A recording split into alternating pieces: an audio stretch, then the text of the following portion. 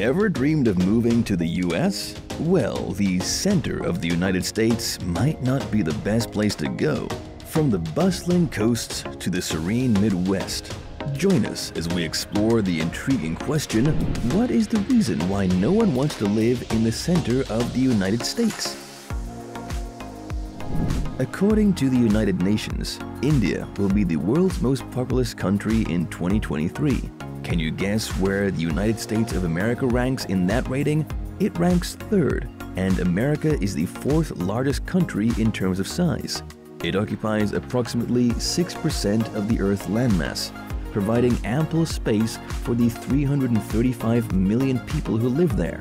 There is no need to cram them all into one area, right? Well, not exactly. The population of the United States is quite unevenly distributed. Let's draw a line through the center of the United States. It will connect North Dakota in the north to Texas in the south. When you enter census data and do some math, astonishing results appear. 80% of the US population lives east of the imaginary line, with the remaining 20% living west. That's only 1 in every 5 Americans. And we're talking about major cities like Los Angeles, San Diego, and San Francisco. Don't believe us? Simply look at a satellite map of the United States at night. The right side is shining quite bright. But what is the reason why nobody wants to live there? Why is there such a huge population imbalance? And what are the reasons nobody lives in these empty states? Simply put, history and geography. The East Coast is where the United States gained independence in 1776.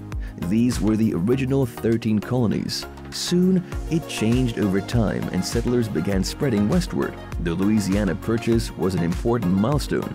Today, this region is mostly known as the Midwest. The area is well aligned with the Mississippi watershed. Yes, this means plenty of fertile soil suitable for agriculture. However, does this necessarily imply an increase in population? The demographics of the United States show that the majority of its citizens reside on either the east or west coast. This leaves a large area of land in the center of the United States virtually uninhabited, known as America's underpopulated belt. The area extends from the Canadian border in the north to Mexico in the south. This strip of land covers a total area of 350,000 square miles. That's twice the size of California in one massive plot of land. In fact, this narrow strip accounts for 12% of the contiguous United States, excluding Alaska and Hawaii. The belt runs from north to south through 7 states, but its population accounts for only 1% of the total number of people in the US. Now, this does not imply that the area is completely empty. It still has a population of just over 3 million people, which is roughly equal to that of the island country of Jamaica. However, there is plenty of room for more residents. Take Nigeria as an example. Its total land area is slightly larger than America's sparsely populated belt, but its population is massive at 206 million people. This makes it the world's 7th most populous country. That's impressive, right? But why isn't the American Midwest reaching its full potential? And why does no one want to live there? But before we get into the crux of it all, don't forget to hit subscribe to stay updated with us. It's time for one last history lesson to discuss reasons nobody lives in these empty states. We've already discussed how the United States expanded from east to west coast. This does not imply that the West was far behind. Take, for instance, San Francisco and Los Angeles. They were incorporated in 1850. That's only 13 years after Chicago. The following year, Portland, Oregon was incorporated. You get the picture. In 1869, the United States completed the construction of its first transcontinental railroad. In terms of transportation, the country was united. There is no compelling historical explanation for why so few people live in the center of the United States. Now it's time for some fascinating geography.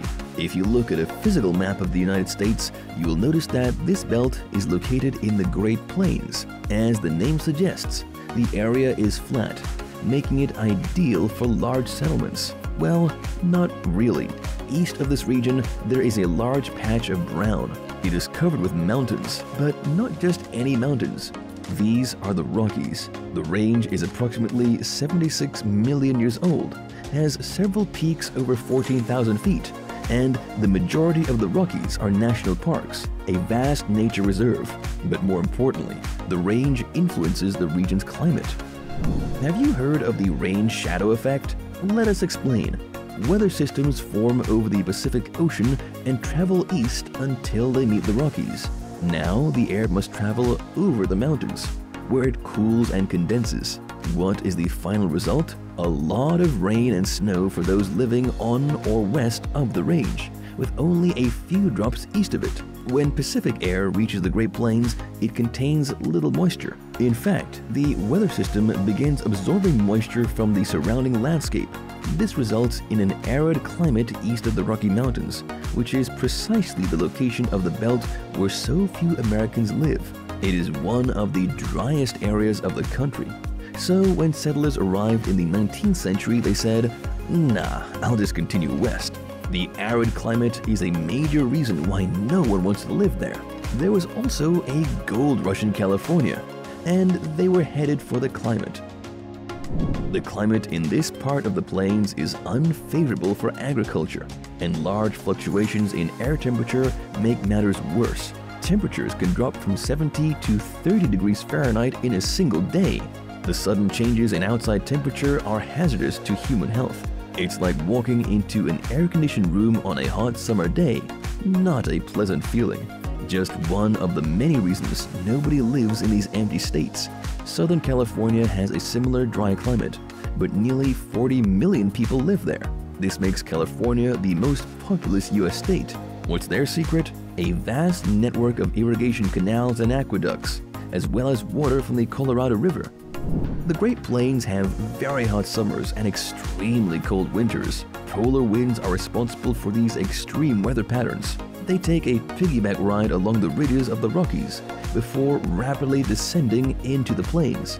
A winter day in Wyoming, for example, may begin pleasantly warm, but by the afternoon, the temperature can easily drop below zero. You simply wouldn't know how to dress, and you probably wouldn't want to move here. That's what 99% of Americans believe. Humans prefer to be comfortable, so we live in temperate climate zones. Places that are either too cold or too hot are uncomfortable to live in, which is why no one wants to live there. Simply look at the driest inhabited continent.